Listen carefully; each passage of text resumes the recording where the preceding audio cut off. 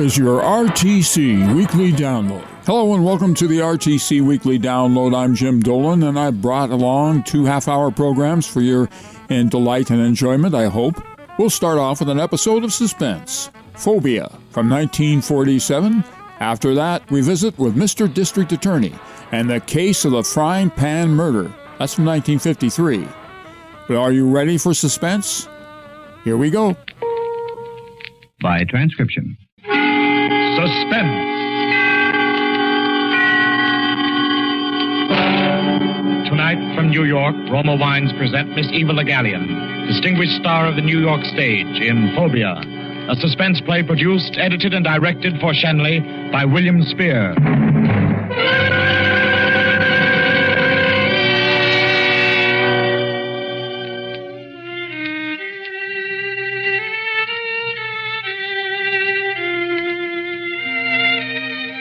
Yes, I'm the Emily Haven whose pictures you saw in the papers. You can tell, of course, by the wheelchair. I thought it was very unkind of them to take full-length pictures. It isn't that I resent the wheelchair, but people have funny ideas about such things. The way they wrote about me being a sweet little lady, you'd have thought I was at least 100 and a helpless invalid. Well, I can tell you right now I'm neither. I'm not supposed to have any excitement, but goodness knows we've had enough of that around here with the murder and all. You probably wonder why, with all our money, I don't have one of those new type modern chairs. It's just that I can't stand the feel of metal. No metal. It affects me like snakes or spiders do some people. I've always been that way. When I was a child, Mother let me use knives and forks with bone handles, and I still use them. I'm certainly glad that the papers didn't find out about that or about Grace. They almost found out about Grace once and printed large headlines. Police question wealthy woman.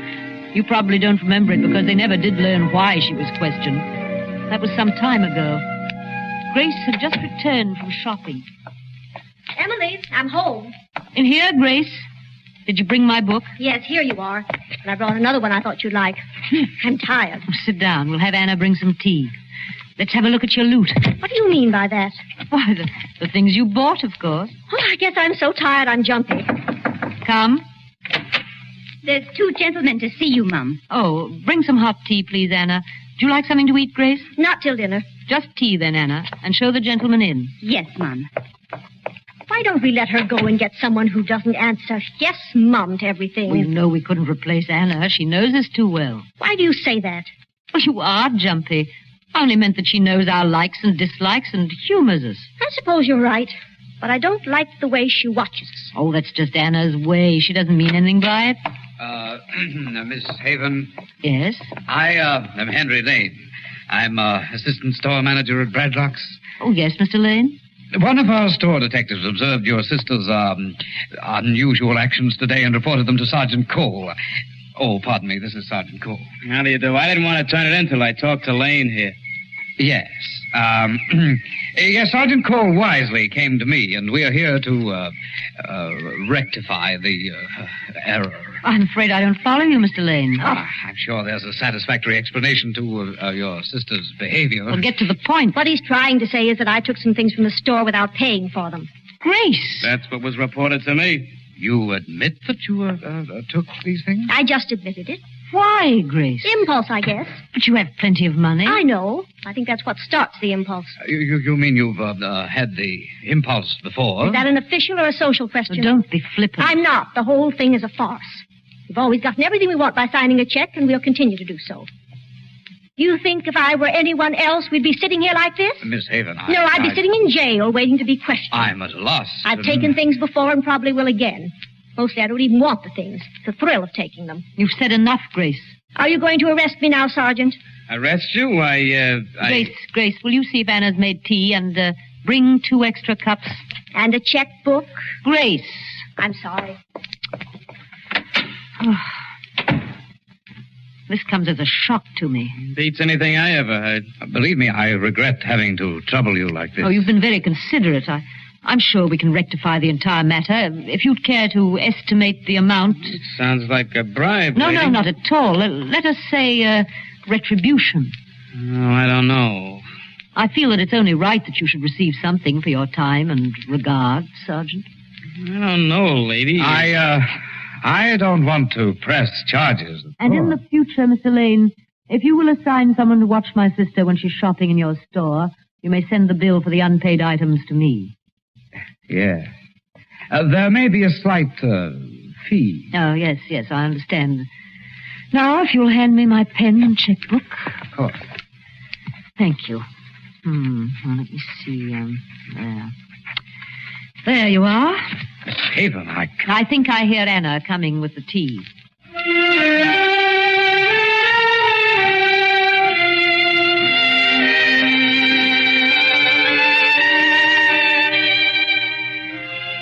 It was a dreary tea.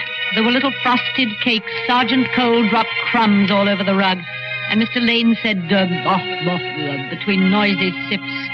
Grace seemed to enjoy it, though. She sat and watched one and then the other. She has an unusual sense of humor. That was the way Mr. Lane started coming to our house. I don't know how it happened, but eventually we were calling him Henry. He was pleasant enough, and I think we might have been friends if he hadn't learned about me, too, entirely by accident. He'd been bringing up presents from the store, and although I suspected that he'd gotten them in the same manner that Grace did, it was a nice, thoughtful thing to do. One night when he came, he was feeling playful. Well, how are the two lovely ladies tonight? Oh, very well, thank you. Henry? Isn't he gallant tonight? It isn't difficult to be gallant with you. Now put your heels together and kiss our hands. Oh, Grace. Want to see what I brought for you? Yes, Uncle Henry. Uncle? Oh, you have such a charming way of jesting. Yes, we do have our little jokes. Don't tease, Henry. Show us what you brought. You shall be surprised first. How nice. And I will put it on you. Now, turn around with your back to me. No, don't look. There. A necklace. A silver necklace. Just what I wanted. Very attractive on you, Grace. Thank you, Henry. And now for Emily. No, don't ask me to turn my back. No. Just hold out your hand. Close your eyes and hold out your hand. That seems so childish, Henry. Play the game. Oh, very well. Are you ready? There. Henry! No! Emily! Emily, what is the matter? It's only a silver compact. It's the metal. I can't stand the feel of metal.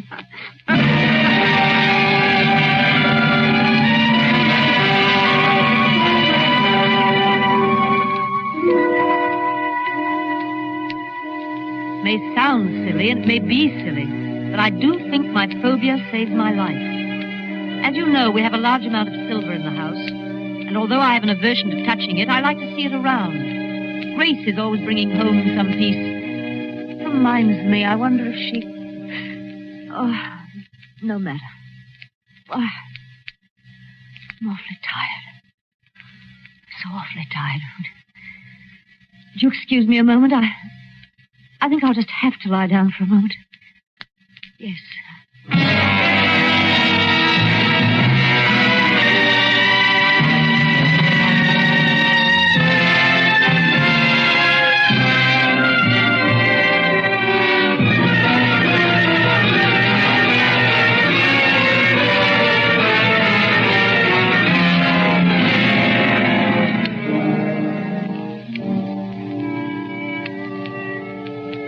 Oh, yes, where was I? Oh, well, one night Grace was out for the evening and Anna had gone to bed. I was sitting here in my chair reading. Suddenly I thought I heard someone moving in the hall. I called out, but no one answered, so I thought it was my imagination. And then I heard it again. I sat very still, listening and watching the hall door. As I watched, the knob began to turn. Someone was slowly pulling the door open. Anna! Grace!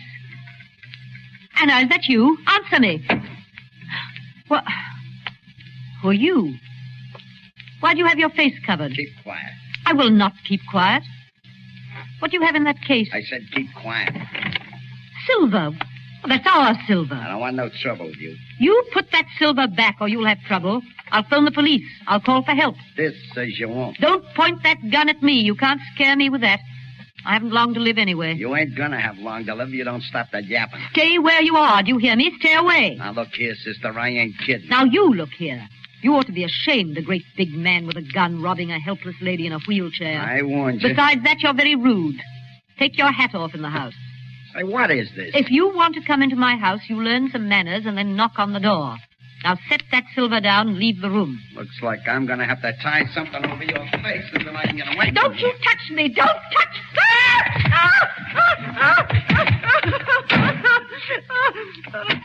What is it, Mom? A man. A man? What man? What did he do? The gun. The metal. He touched my neck with his gun.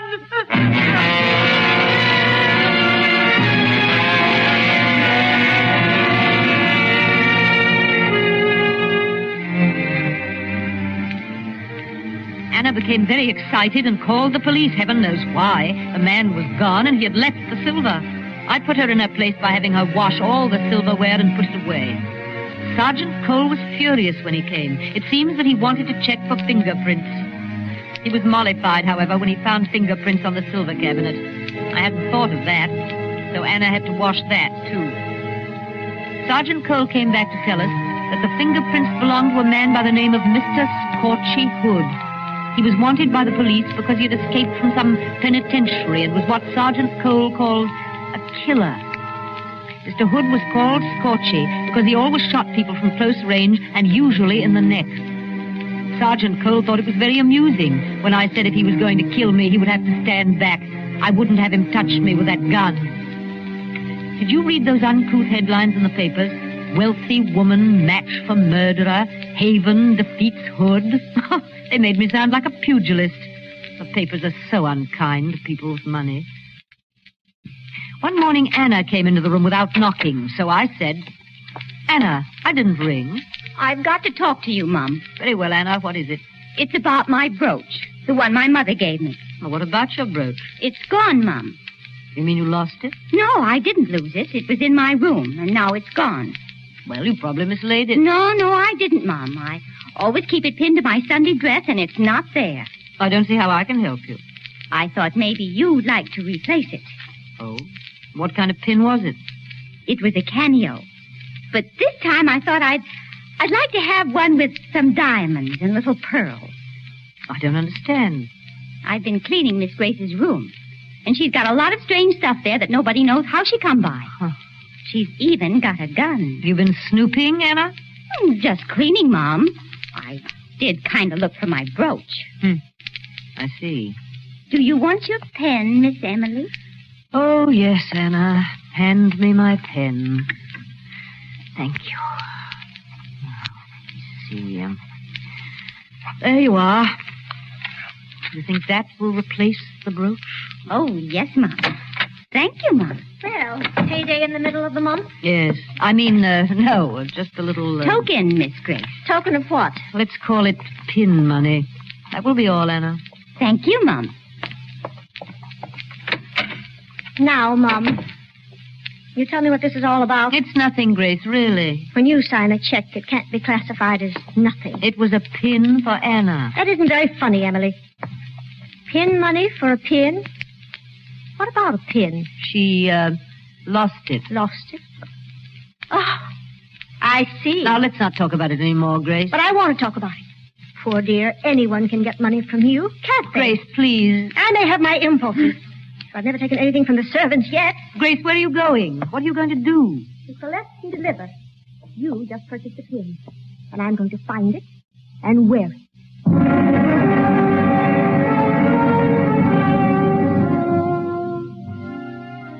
Grace is so impulsive. She's always been good to me. She brings me nice surprises. Sometimes I get a bill for them. And when I don't, I enjoy them even more.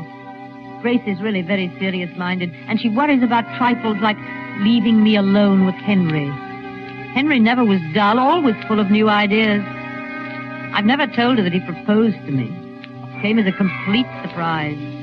We were sitting before the fire. Emily, I need more money.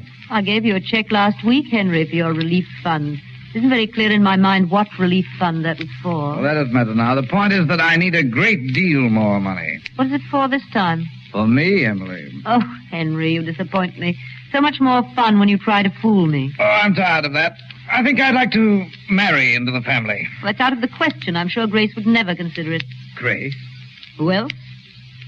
Good heavens, you don't mean... Oh, yes. You, Emily. Now, why would you want to marry a woman in a wheelchair? Well, you just gave the reason. You haven't long to live, Emily. After you're gone, as your husband, I'd inherit a I think you'd better go, Henry. Go? Not until I've had my answer. What kind of proposal is that? Will you and your money marry me? Oh, no. You'll have to do better than that. Perhaps I can. Henry, what are you doing with that candlestick? I'm going to persuade you. Oh, you can beat me to death. I won't change my mind. You misunderstand, Emily. I'm not going to beat you. I'm going to caress you with it. Henry, Your you hands, wouldn't. Your arms, your throat, your back, perhaps. No, Henry. No. Now listen to me. Let's talk. I don't want to talk. I want to caress you. No, keep away. Don't touch me. Keep away. I will. Put the candlestick down. Very well. I don't like to excite you like this. It isn't good for you. How soon do you want to be married, Henry? Immediately? How about tomorrow? So soon? When you make up your mind to do something, why wait? I suppose you're right. Oh, I would like some tea. Henry, would you... Shall I ring for Anna? Oh, she's asleep by now. Why don't you get it? Yes, leave it to me. Just leave everything to me. I was annoyed at Henry for his crassness. It was very tiresome of him to be so crude. I wheeled my chair about the room. I have a habit of doing that when I'm disturbed. Presently, I heard Henry returning with the tea. Door opened a little. And then there was that deafening explosion of a gun. The house was filled with echoes. The door stood motionless for a moment, then slammed shut. I was too stunned to move. I just sat and looked at the door. I tried once to open it, but it wouldn't budge. I was still sitting there when the police came. It wasn't Sergeant Cole. It was a new man called Inspector Wells. I think there was a man with him, but I'm a little confused about that night. Henry had been shot and was lying against the door. That was why the door wouldn't open. The gun was on the floor beside him. The inspector asked a lot of questions, and everyone talked at once. I'll tell you like I told him. After the shot, I don't remember hearing footsteps or the door outside close. It may have happened, but I was too excited to remember. Anna tried to make the inspector believe that Grace had killed Henry. She told him about the gun. Anna has spells of being difficult. I think it's because of the pin. She doesn't like Grace to wear it. They took Henry away, and we went to bed. The hall was a mess. We had to have the carpet cleaned, and there are still some tea stains on the walls. The next morning, I made a discovery that I thought would interest the inspector, so I phoned him, and he came right out. Morning, Miss Haven. Oh, come in, Inspector. You say you found a brooch in the hall? Yes, this one. Under a chair, Inspector. Do you know who it belongs to? To our maid, Anna. Kind of fancy for a maid, isn't it? Diamonds and small pearls. Emily bought it for her. That's quite a gift. We like to keep our help satisfied. I'd like to talk to her. I'll call her. Who killed Henry, Inspector? Don't know yet. We're having the gun checked for fingerprints. Is that all the police do? Check fingerprints? You ring, Mum. Yes, Anna, come in. The inspector wants to ask you some questions. Yes, Mum. Did you see Henry Lane last night? You mean while he was alive? Yes. Did you see him before he was shot? Only for a minute. When was that? I heard a noise in the kitchen, and I looked in to see who it was. That was when he went for the tea. Trust Anna to look in. Did you speak to him? Maybe a few words. Did you like Mr. Lane? Like him? I did not. He was no gentleman. Why do you say that, Anna? He used to say unkind things to me. Is this your pin? Why, yes. Where'd you get it? It was found under a chair in the hall. It couldn't have been. I didn't have it on last night. You mean you weren't wearing it when you shot him? Shot him? Oh, my goodness, you don't think I shot him? Right now, we suspect everyone. I didn't kill him. Honest, I didn't. Oh, please, tell him I didn't, Mom. You tell him. Oh, Inspector, it's just occurred to me. I've made a horrible mistake. I remember now that I saw Anna wearing that pin when she served breakfast this morning. So? She couldn't have dropped it last night. Oh, thank you, Mum. Thank you.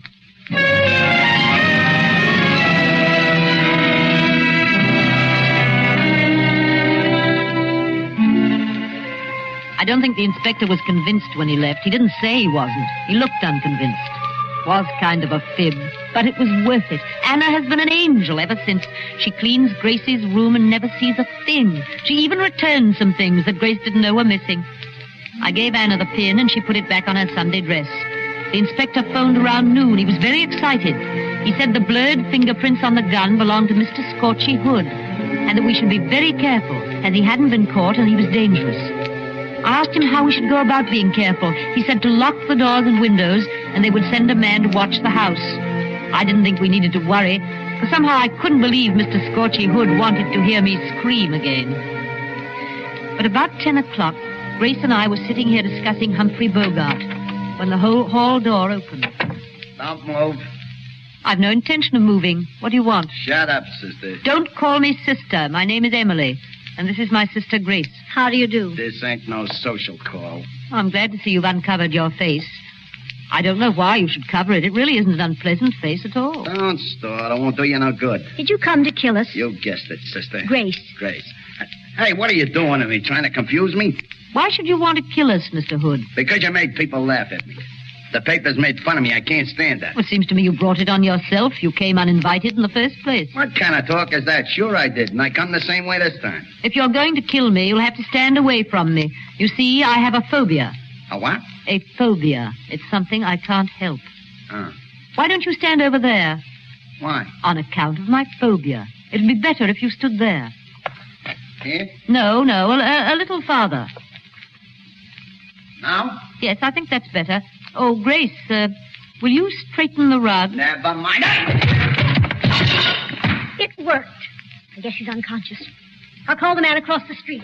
Oh, Grace, look what you've done. When he hit his head on the table, he spilled the flowers. Now that water will make white spots on the varnish.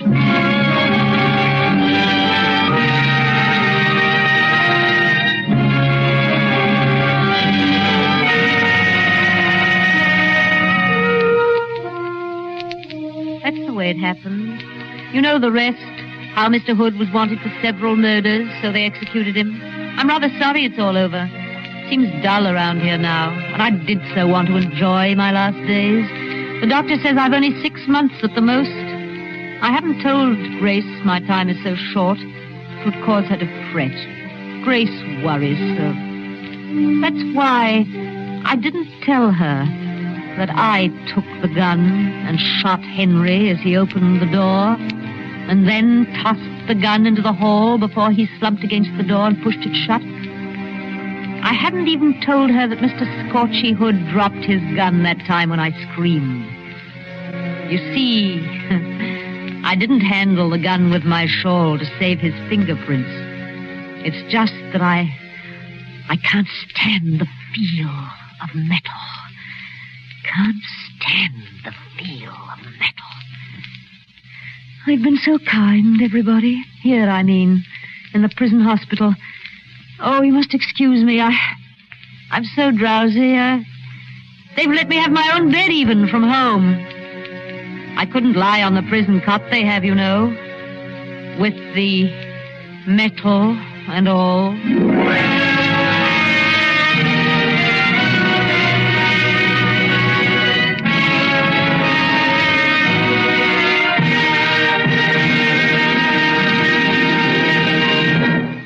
Suspense. Tonight, Roma Wines have brought you Miss Eva Le Gallienne in Phobia, a suspense play written by Joel Hunt. Here's Edgar Bergen and Charlie McCarthy. And now, here are Edgar Bergen and Charlie McCarthy. Bergen, when I'm old enough to drive, can I have the car? Not unless you learn to care for it properly, Charlie. Oh, I'm a genius with a monkey wrench. The kids in our block say if Charlie can't fix your car, there's something wrong with it. Now, suppose you have a car. Yeah, let's make it a Corvette. A conservative red with yellow stripes. The color is not important. But if it's any GM car or truck, you should take it to your General Motors dealer for service. Oh, sure, I know. Oh? And what do you ask for? A credit? No. Guardian maintenance. Do you know what guardian maintenance means? It's the story of my life. Like you are my guardian and I maintain you. No, Charlie. Guardian maintenance is expert service performed by GM-trained servicemen who have the proper tools and the factory-approved parts to do the job right. And it's available to owners of Chevrolet cars and trucks, Pontiacs, Oldsmobiles, Buicks, Cadillacs, and GMC trucks. And red Corvettes with yellow stripes. Mr. District Attorney, starring David Bryan. Mr. District Attorney, champion of the people, defender of truth, guardian of our fundamental rights to life, liberty, and the pursuit of happiness.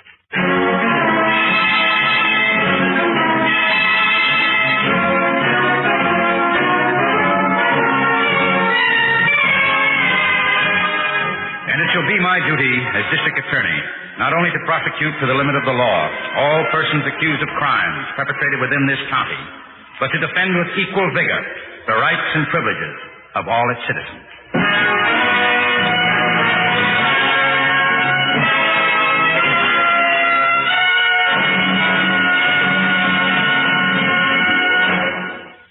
This is David Bryan. In a moment, we'll bring you another case from the files of Mr. District Attorney. But first, a word from our sponsor.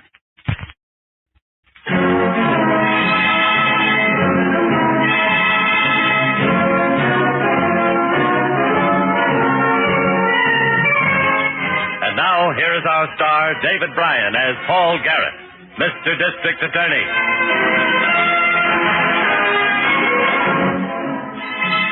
To a district attorney, a county is like a reservoir. The level isn't always the same. People move in, people move away. Good people, bad people. The bad ones make trouble. This case started in a trailer parked in an empty field on the outskirts of town.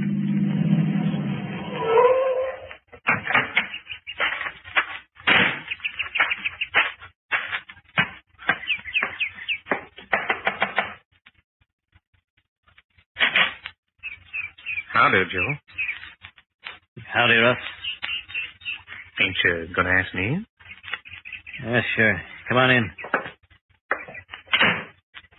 What's on your mind, Russ? Joe, I figured that 2 weeks is long enough for old friends to be mad at each other, especially friends that grew up together back home. I come to ask you to shake hands. You know, now that you're here, I can't figure just what we've been mad about. Ain't nobody I'd rather shake hands with than you, Russ. You're my boy. But we ain't never going to talk politics again. Oh, you got a deal. I was just about to fix me some grub. Why don't you stay and eat? Oh, thanks, but Ella's expecting me back at the motor court. You heard from Ma? Yeah, I got a telegram from Dallas this morning. She's on her way back. Her sister must be better then. Must be, Marge'd stay with her a while longer. They're mighty close. Ella'd like to have you and Marge over for dinner when she gets back. Ella's been beefing at me ever since you and me fell out. She'll be here tomorrow. Well, good deal. Then how about tomorrow night? We'd be proud to come. Swell. Ella'll be tickled. Well, I guess I'd better be getting along with the old pay envelope. So long, Joe. So long, Russ. And thanks for coming. Oh, by the way, you ain't seen your brother-in-law, have you? Orville? No, not for a couple of days. Why, he owe you money, too? Well, you know Orville. He owes half the guys out at the plant. If he could wire an instrument panel the way he can borrow money, it'd make him a lead man. I'll make good whatever. No, nothing doing. You ain't responsible for his debts. Good night, Joe. Good night, Russ.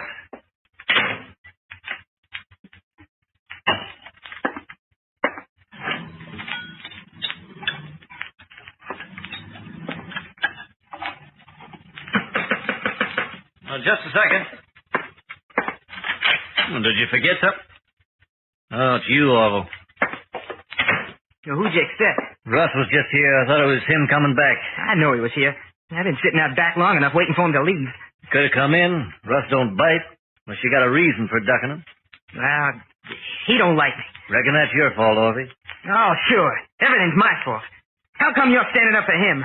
I thought you and him was on the outs. Not anymore. Besides, it's none of your business. What'd you come for, Orville? Well, Joe, I need some help.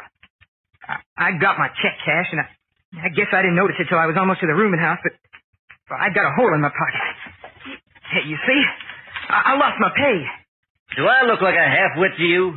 Joe, I swear. The last time you came with that story, you said your pocket was picked. And the time before that, you said you got stuck with a loan you signed for somebody. It was the truth, Joe, honest. Stop using the word honest, Orvie. Doesn't sound right coming from you. If your money's gone, you lost it in a pay-night crap game at Holland's. I haven't been near Holland's in weeks. Joe, you gotta help me. My wife will buck like a maverick under a branding iron if I don't bring some money home. You insist you got some side money. I know you have. Yes, and this time we're going to keep it. Joe, I need money. I ain't leaving here without it. We're family. Family? Sad lot that means to you. There's nothing here for you, Orville. You better try someplace else. I said I wasn't leaving without the money. Reckon you'll be here a long time then, Orville. So you'll have to excuse me. I'm fixing my supper. I ain't gonna ask you again, Joe. Glad to hear. Just gonna keep ignoring me, huh? Like I wasn't even here. That's right. Maybe I can make you pay a little attention with this frying pan. Orville, put that down. No, I'm gonna remind you I'm still here. Like this. Or this. I told you I wasn't leaving. I told you, Joe. I warned you. Refusing help to your own kin. I'll take it myself. You ain't gonna be needed anymore.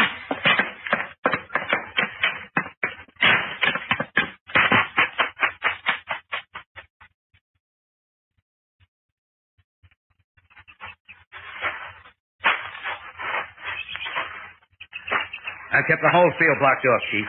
Nobody's been near the trailer except Prager's wife and me and the lab crew. Oh, good, Hankin. Prager, the dead man's name? Yeah, that's right. Joe Prager, aircraft worker. His wife was in Dallas, Texas, visiting a sick relative. Found the body when she got back this morning. Mm-hmm. Where is she now? Yeah, she's sitting over there in my car. I tried to get her to go over to one of the motels on the highway, but she won't. She's in, she's in kind of a daze. I'm shocked. That's to be expected. I wonder why they parked that trailer in an empty field. Plenty of trailer camps around town. Save money, I guess. You know how some of those migratories are. Come to the cities and save all they can. Then go back to the home state and buy a piece of land. Mm-hmm. There's a gasoline lamp in the trailer for light, but what do they do for water? Well, there was a well out back. Used to be a farmhouse here some time ago. Must have been moved. Part of the foundation's still there. I guess they had enough to get by. You want to walk out to the road? I can have one of the cars radio for a pickup on the body. Okay. Who's that coming up the trail? Huh? One of the boys from the squad? He's not in uniform. Hey, you. Stay right where you are. Don't come any further. Told him not to let anybody come into this field. And he didn't get too far, whoever he is. Who are you, fella? Who told you you could come in here? Didn't you see those police cars out on the road? They said it was all right. I come to help my sister. Who's your sister? Marge. Joe Prager's wife. He was my brother-in-law. That's why the cops let me through. How about it, Chief? All right. Your sister's sitting in one of those cars over there. I guess it'll help to have somebody with her. Thanks. Oh, just a second. Yeah? Got an aircraft ID button on your shirt? That's right. Orville James. Oh, that's a good picture of you. Yeah. Did your brother-in-law work in the same plant? Yeah, not the same department, though. How'd you find out he was killed? Well, the cops down by the road told me. Is in the aircraft plant working today? Yeah, sure it is. You on a swing shift? No, a day shift. Plant is on the other side of town. How did you get out here now? It's my lunch hour. I got a lift over this way. That'd just about take your whole hour. More if you don't catch a ride going right back right away. Make a habit of hitchhiking out here on your lunch hour? No, of course I don't. Anything else you want to know? Yes. When did you see your brother-in-law last? I don't know. 3, maybe 4 days ago. Not yesterday? No. Not even at work? It's a big place. We didn't even work in the same building. What time did you quit yesterday, Orville? 5 o'clock. Then what did you do between 6 and 8 o'clock? And who was with you while you did it? Why, I cashed my check at Holland's, to a place over near the plant. And then I... And what? Did you come out here? Yes. What? I said yes. Yes, I come out here. I told you before if you'd asked me the right way. Why did you say you hadn't seen Joe Prager in 3 or 4 days if you saw him last night? I didn't see him last night. Now, listen, you just told I told you I'd come out here, but I didn't see Joe. Why not? If you didn't answer your knock, the trailer door wasn't locked, and you're a relative. I didn't even knock. I changed my mind about going in because there was a car parked outside. Not Joe's own car, another car. He had company. I recognized the car. It belongs to Russ Newcomb. And I didn't want to go in while he was there because I didn't want to get mixed up in no argument. Who is Russ Newcomb, and why did you expect an argument? Russ is a welder out the plant. Him and Joe had been friends, but they got teed off at each other a couple of weeks ago. Hadn't been talking. And why would Newcomb be visiting here? Why don't you ask Newcomb that? Now, are you going to let me go to my sister, or ain't you? Chief? Let him go. All right, Alden, go ahead.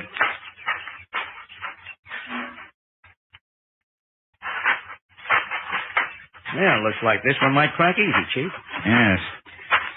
I want to contact Miss Miller and get the lab crew back here. Oh, why? Lots of tire tracks in this field. Prager's own car, probably. Yes, but there should be a set from Newcomb's car, too, if he drove in. When we get to court with him, I want to be able to prove it. First squad car's pulled in off the road here. We can use their radio phone.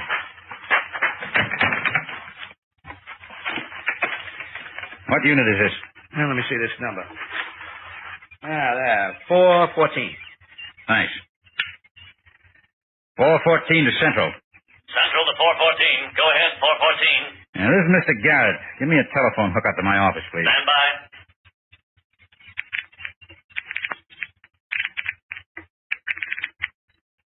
District Attorney's office.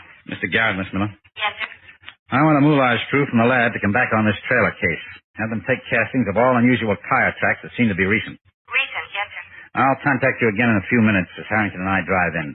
Meanwhile, call the Braddock Aircraft Plant. Get the home address of Russ Newcomb. Russ Newcomb. Yes, he may be working. If he is, have the plant security put a watch on him until I get there. But tell them not to let him know he's being watched unless he tries to leave. And if he does try? Then they can take him into custody pending my arrival to make a formal charge of murder.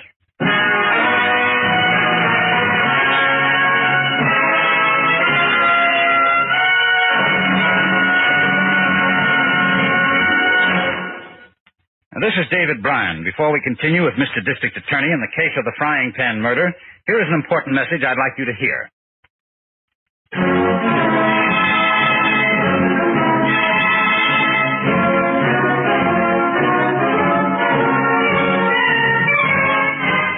And now back to David Bryan, starring as Paul Garrett, Mr. District Attorney. An aircraft worker had been murdered in his isolated trailer home. His brother-in-law had disclosed that there was bad blood between the victim and another worker at the plant, and that he had seen them together on the night of the killing. Harrington and I drove out to the plant, and the man we were after was on the job. He was pointed out by the plant security guard. Hey, you up there! Newcomb! You want me? Yeah! Knock off for a minute. Come down from the wing, will you? Be right back. Watch it, Harrington. Don't worry. What can I do for you? District Attorney's office. This is the DA, Mr. Garrett. My name's Harrington. Oh, police stuff, huh? Now, that's right, Newcomb. Let's go into the washroom there. We can talk. Well, what's up? You fellas find the woman who owned that purse? Purse? What purse? What are you talking about? Well, that's why you're here, eh? I found a woman's purse on the street about 2 months ago. I turned it into the police. Well, we know nothing about that, Mr. Newcomb. It has nothing to do with our call. Oh. Well, what do you want to see me about? You know Joe Prager? Why, sure. Joe is my best friend. Joe ain't in any kind of trouble, is he? When did you see him last? Oh, only last night. Remember what time? Well, I reckon it was about 7 o'clock. You go out to his trailer to see him? That's right. You say he was your best friend? Yeah. Other people say you weren't on speaking terms for the last couple of weeks.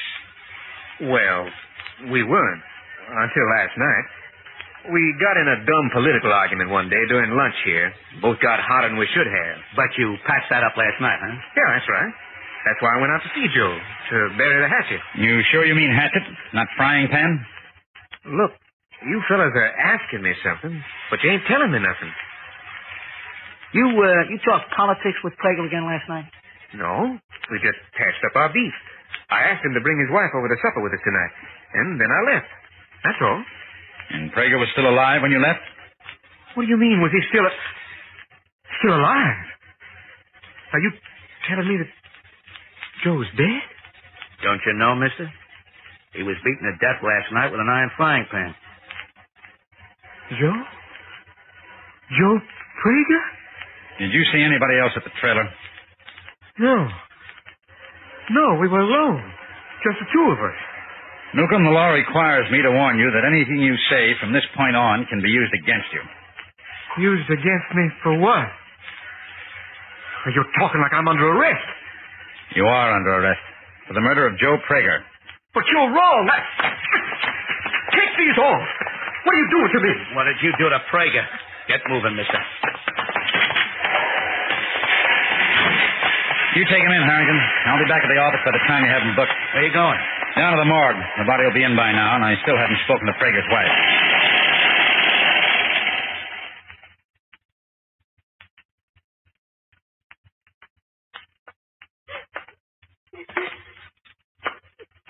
Yes. Joe told me. Him and Russ had some kind of an argument. But I didn't think it'd ever be as bad as this. I never thought Russ would be the kind of kill him. Was your husband having trouble with anybody other than Russ Newcomb? No. Did he seem worried? Trouble about anything? No. We were saving money. Saving for a down payment on a house and a piece of land back home in Texas. So Joe could be his own man someday. Working for that kept him happy.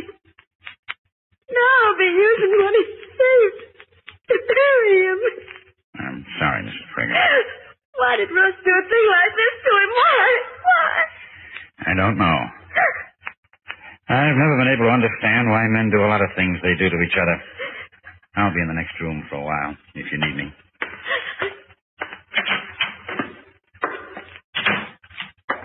Chief. Harrington, you booked Newcomb so quickly? Yeah, I changed him over to Charlie Ram. Thought you might need me. What's the stuff on the table? No, personal effect. The lab boys removed from Prager's clothing. There's a couple of things you ought to see. Like what?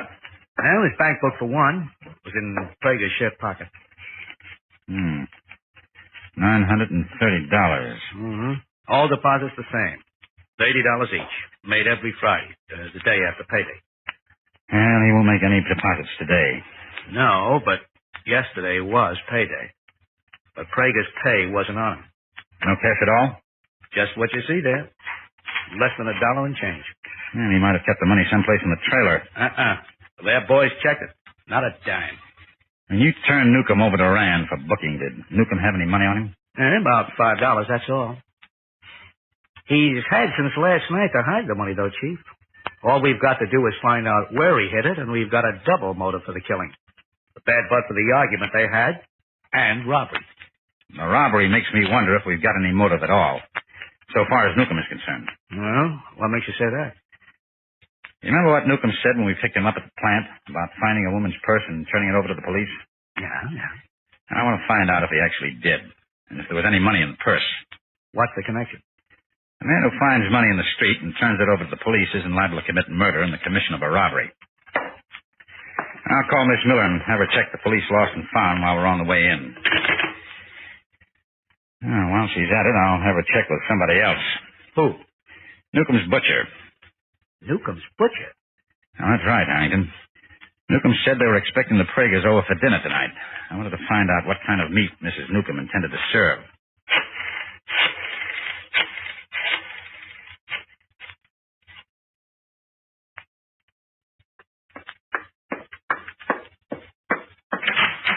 Here it is, Mr. Garrett. The Newcombs patronized a butcher shop on Emerson near Longacre Boulevard.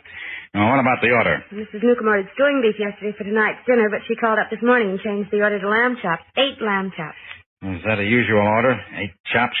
No, the butcher said she always ordered 4 at a time, but only for Sunday dinners. You figure anything from that, Chief? Don't you? 8 chops instead of 4? 2 apiece. They must have been expecting the Pragers. And Prager was dead and she put that order in. Newcomb might have told her to order them. For a cover-up. Yeah, it's a little too smart, Harrington. Newcomb didn't strike me as being that clever. That may be the lost and found report. I'll get it. Yeah. District Attorney's office. Yes, Pete, let's have it. Our men find any sign of bloody clothing when they checked Newcomb's place? No, but they're still checking dry cleaners and laundry. Thanks, Pete. Bye. Turned in purse all right, Mr. Garrett. The 4th precinct, 2 months ago. There's no identification in it, and it still hasn't been claimed. Any money in it? $83. Newcomb could have taken that and shoved it right in his pocket. Come on, Harrington. Where to now? Back to Prager's trailer.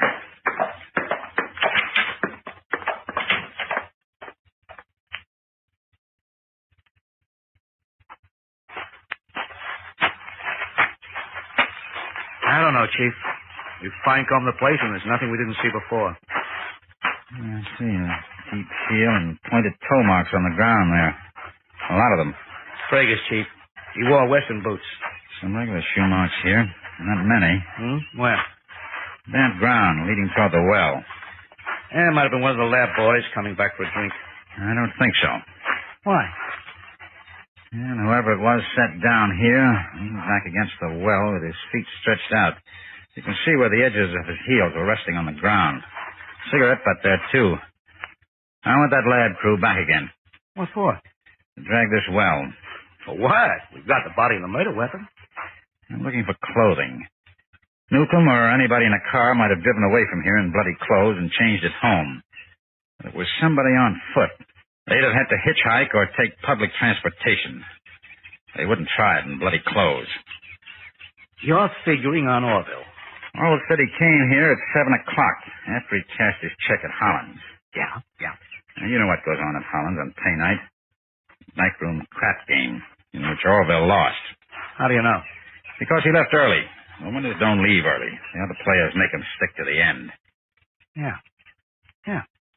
They get sore at a winner who quits without giving a chance to get even.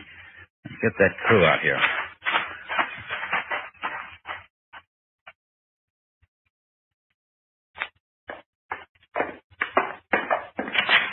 Go on, get in there.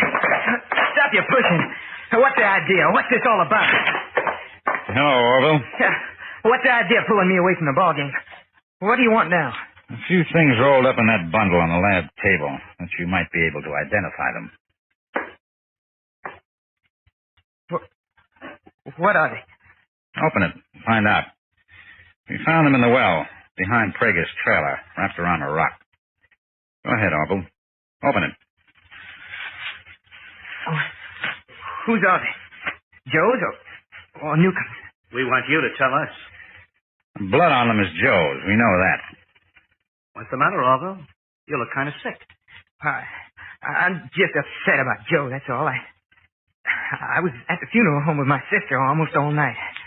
Well, it's nice to relax at a ball game after such a rough night. All right, Orville, how about it? You ever see these things before? Yeah, I think so. Who do they belong to? Well, I hate to say it, but they look like Newcomb's. Oh, that's funny. Yeah, that gives you fellas a real tight case against Newcomb now, don't it? It would, if it weren't for the laundry mark on the shirt. A laundry mark? That's right, Orville. Your laundry mark. They can't be a laundry mark. They can't. Keep your hands off those things. Let me go. Out of my arm. Might as well tell the truth now, Orville. It'll be better all around. I didn't do it. I didn't. All right, Hank. Let's take him into the detention cells. My wife always hounded me about money. Always screaming about how hard she worked. Always yelling about how she was ruining her hands scrubbing my work shirt. But she wasn't. She was sending them out to a laundry, and I didn't know it. Laundry marks, the lady. I'll kill her. You're not going to kill anybody, Orville. Not anymore. Your killing days are over. Oh, Mulligan, open it up. All right, Orville.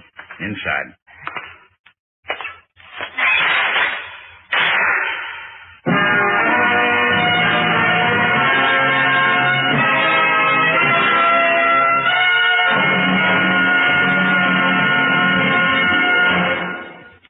This is David Bryan again. I hope you've enjoyed this case from the file of Mr. District Attorney. I'll be back in just a moment after this message from our sponsor.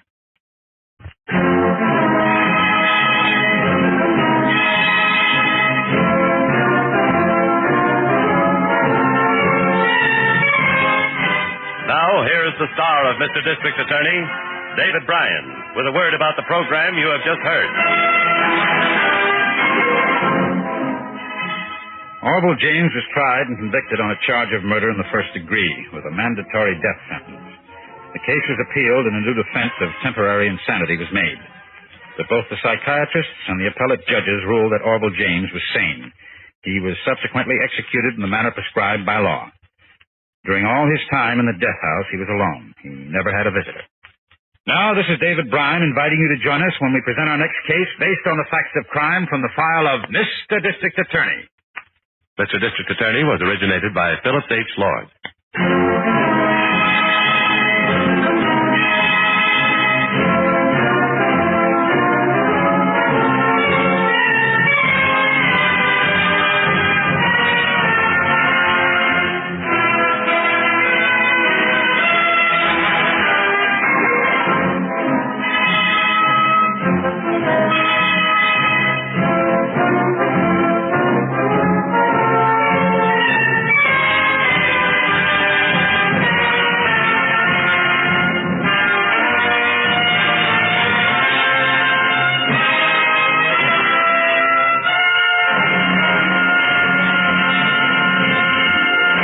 That's it for this week. We'll be back next week with more old-time radio. I hope you can join us then. Till then, this is Jim Dolan thanking you for listening.